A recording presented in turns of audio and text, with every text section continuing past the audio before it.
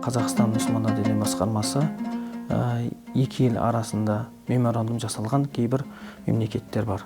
Соның ішіндегі Мысыр мемлекеті Алиасқармен жасалынған, сол жерде оқып келіп жатқан бауырларымыз бар. Түркия мемлекетінде де жасалған Хасеки академиясы дейді. Енді ол жерде оқығандардың баршасы келгеннен кейін, Қазақстан келгеннен кейін осы муфтияттың қарамағында жұмыс істейді.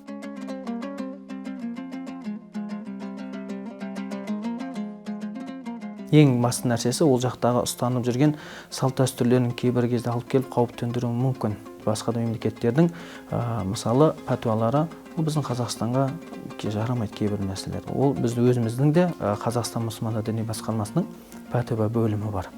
Сол пәтуа бөлімінде ғұламалар кеңесі бар. Солардың өздері пәтуаны шығарып, осындай жеткізіп отырады. Сол нәрсеге бойсынғанымыз дұрыс болады баршасында. Ал енді басқа өз еркімен оқып келіп жатқан оқу орындарында айырмашылықтар болуы мүмкін.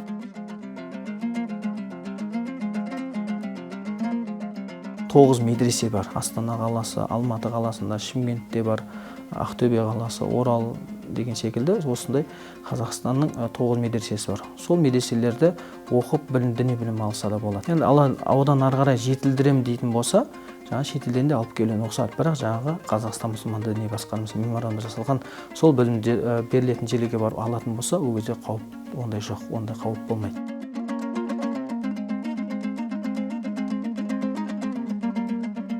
Ол жаққа шетелге барып өз еркімен кеткен бауырларымыздан болуы мүмкін. Діни білімі аз болып барып, діни білімі жоқ болып барып оқыған кезде, сол жақтан жаңағы ағымдарға, болмаса жамағаттарға кіріп кеткен кезде ғана, Қазақстанға келген кезде осындай ғана болу керек деген түсінік қалыптасуы мүмкін. Ода сол жақтан алып келген кезде.